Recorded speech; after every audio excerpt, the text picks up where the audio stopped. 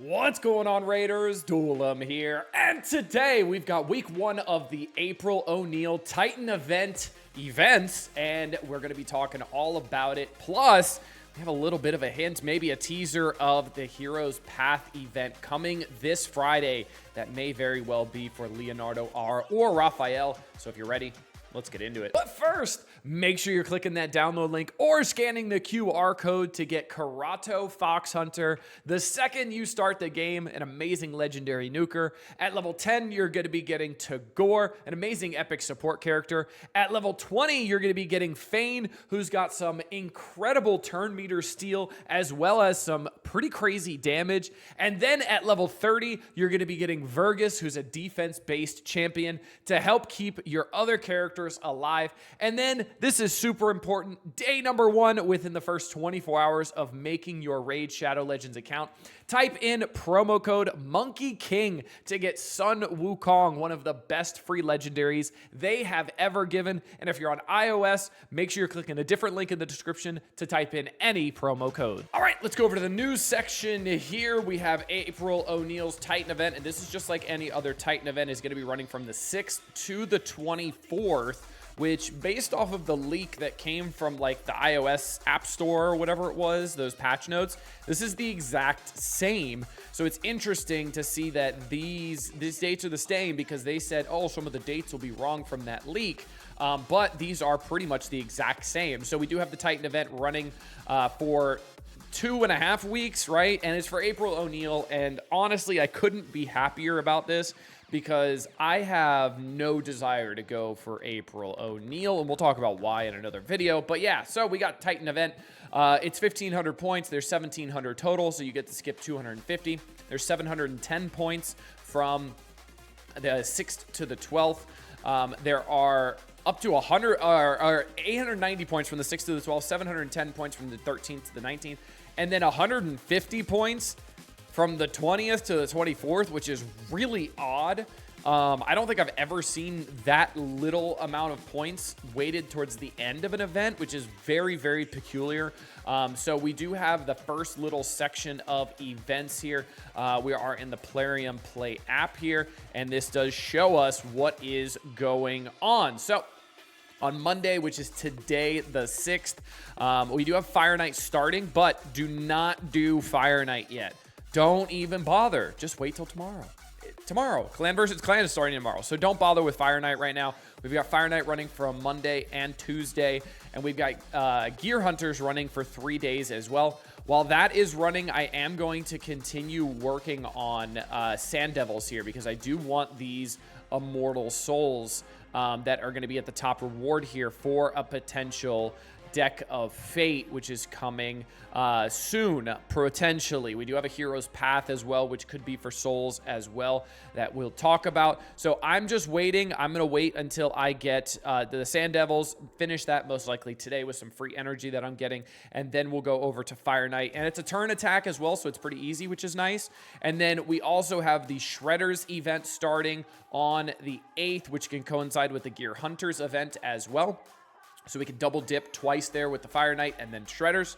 We also have a Gear Enhancement event that is going on that starts tomorrow as well, so we can work on that as well. I don't know about you, but I am pretty starved for silver. And then we have a Dragon Tournament that's going to be starting, or Dragon Turn Attack as well, that's starting on the 9th, and that's another turn attack, super, super easy.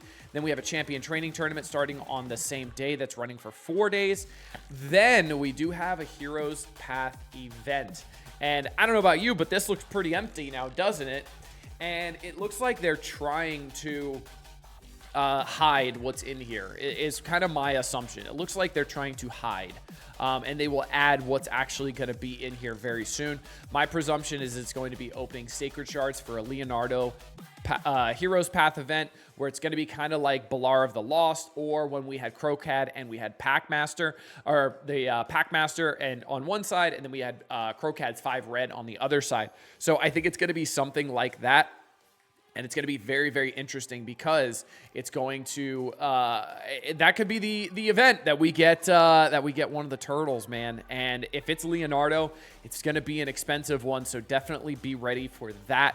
I am definitely prepared for that. I have 32 sacred shards, so I am ready to rock and roll for that. And then we have Classic Arena starting on the 11th. We've got Ice Golem turn attack on the 11th as well, and then another gear enhancement starting on the 12th here, and that's it. That's all we have right now for everything going on when it comes to the April Titan event. So let's hop in game here and let's look at the reward structure of April O'Neil's Titan event. So all the way at the end, the 1,500 points, you are going to be getting April O'Neil.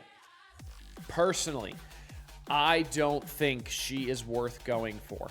I don't. She is not worth it. She is way too niche to really push for this, even for like an endgame roster. Unless you have just a lot of resources, I think it might be too much of a bait to not know what's going on for this.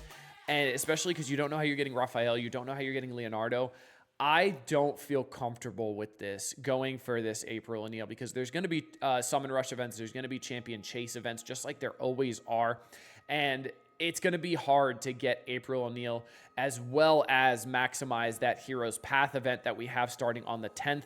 It does include pizza points, but the real reward's going to be later when we are getting Leonardo or Raphael from that, presumably, right? So let's look at the milestones. So the first section, always really easy to get. 100 points, it's nothing too crazy. Second section, again, 300 points. You also get an Exuser's Totem, so we get a relic there as well. So let's look at the third section here, because this is where you can start getting some break points here. I would say pretty much everybody should go for the Primal Shard that is on 600 points here. That's at the end of the milestone section 3. This is extremely easy to get, and you can get this just from doing week 1.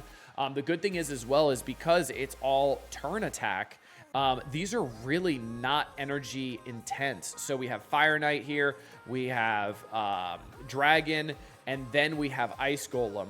All turn attack, so not anywhere near as gear heavy as before. And then you could just skip the gear hunters and skip the gear enhancement and not worry about it. Or if you're close because you were doing Fire Knight and Shredders for the gear hunters, maybe go for it. Who cares? If you're close, might as well. But they're not as energy intensive and energy stifling, right? Like you don't need as much energy to be able to get through those. So definitely go for the Primal Shard here. Super, super easy. Now, where I think a lot of people should definitely go for as well, it's going to be this Immortal Soulstone at 840 points that I'm most likely blocking. No, I'm not. Look at that. Professional. At 840 points as well, because we most likely are going to be having a Deck of Fate event for Soulstones that's going to be coming soon too. Now, the rule of thumb for Soulstones is you want to be able to max out a Deck of Fate. You want to have either 450 Mortal Soulstones, 30 Immortal Soulstones, or 10 Eternal Soulstones. And that's why I've been going for the Sand Devil events, the Phantom Shogun events, as well as the section in the Ace Reporter Titan event as well in Milestone Section 4. I will be going for this to make sure I have enough. Now, that is very, very important. But I will also go for the 6-star Legendary Chaos Orb, and I don't know why I called it an orb, the ore, and then the Haste Glyph, and then the Legendary Skill Tome. And I will most likely stop at 960 because 960 starts pushing where you need to do the Champion Chase, the Summon Rushes, and all that kind of stuff, because those are usually 200 points a pop. So those are very, very difficult to get to without having... without opening any shards, and I don't plan on opening any shards unless it's going to coincide with a Leonardo or Raphael unlock event. Then section number 5, you could go for this rank 3 Basalt, and maybe if you want to really, really push, get that legendary random shaped gemstone. That is kind of nice as well. After that, there's too much of a jump between the gemstone to the next legendary skill tome, which is 1,300 points.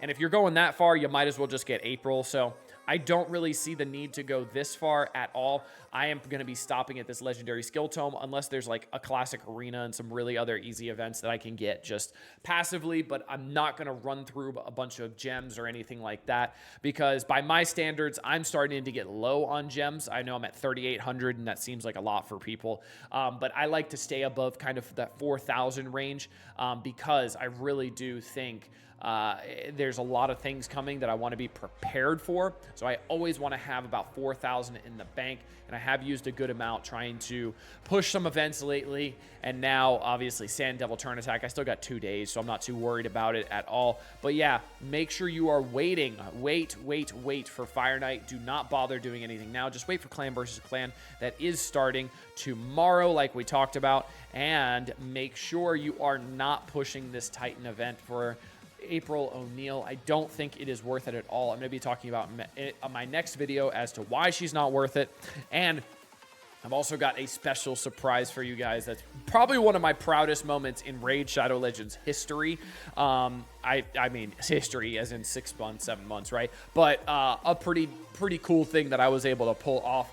So make sure you tune into tomorrow's video as well. And make sure you're clicking that download link down below to get started off in Raid Shadow Legends the best way possible. 3 legendaries, 3 epics, one of them being Michelangelo as long as you start before October 30th.